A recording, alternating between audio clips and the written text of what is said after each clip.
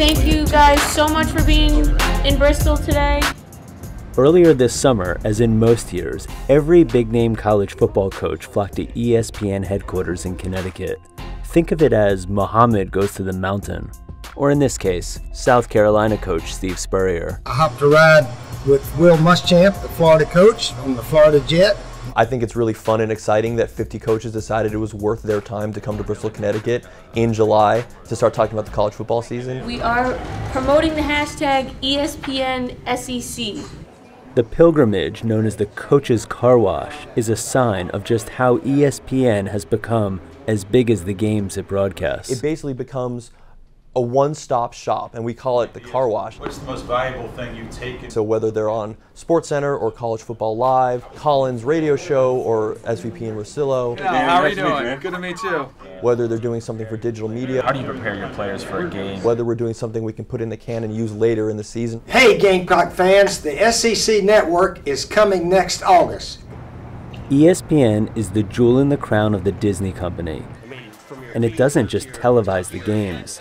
It actually dictates the schedule, facilitates the matchups, and crafts the season storylines.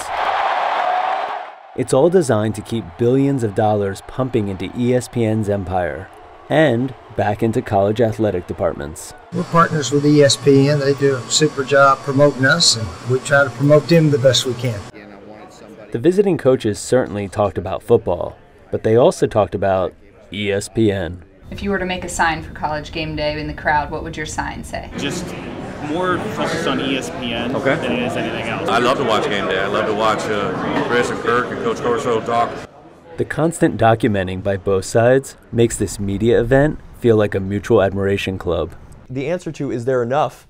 The answer is always no. There's always room for more. Fans' appetite for college football has proven insatiable. In the world of college football, Ilan Ben-Hanan is one of the most important people you've never met. He can change the time, the network, and in turn, the prominence of a game just 6 days before kickoff. This represents this college football season, this upcoming season. This thing starts blank. So to see it now where there's all these different colors and all these games filled in, and it almost lives as a living history document because you remember, oh, I remember when we got that game. That I slotted that in at noon on ESPN. That was great.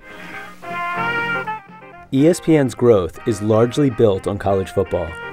People are looking forward to what's going to happen this year. Barry Switzer needs 10 wins. In the last 3 decades, the broadcasts have spiked from 1 game a week to 3 in a day. And now ESPN even spends more money on college football games like this one than on NFL games. As far as I know, ESPN has relationships with almost every conference. Boy, these folks are pumped up, and these students who have been... Chris Fowler's the host of the popular show College Game Day, which broadcasts from a carefully selected high-profile college campus each week. On our first ever visit here. And with sponsorship money at stake, even politicians are in on the act. Mr. Speaker, I rise today to welcome ESPN's College Game Day to the campus of the University of Houston.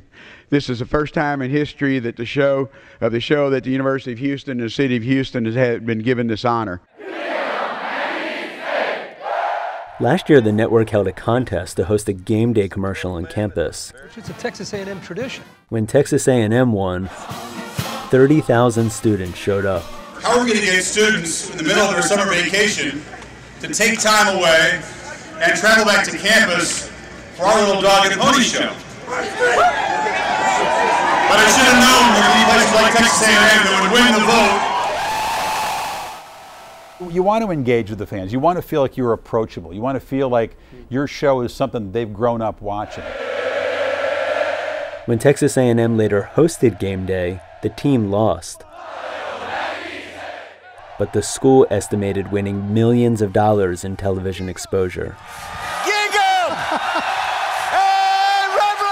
They say that it's sort of changed the culture of the sport. It's changed the way in which fans in Alabama learn about Oregon and vice versa. It's made the sport more national. It's a field and a foundation. All the attention has boosted programs at many campuses. Take Boise State. When ESPN called for more weekday games, smaller programs like Boise State volunteered. They've won 26 in a row. The exposure boosted recruitment, and now it's a national powerhouse, known not just for its uniquely blue field, but also for winning football games. Fans and ESPN can't get enough of that. It's pretty loud for 30,000 seats, but they want to dig up this field.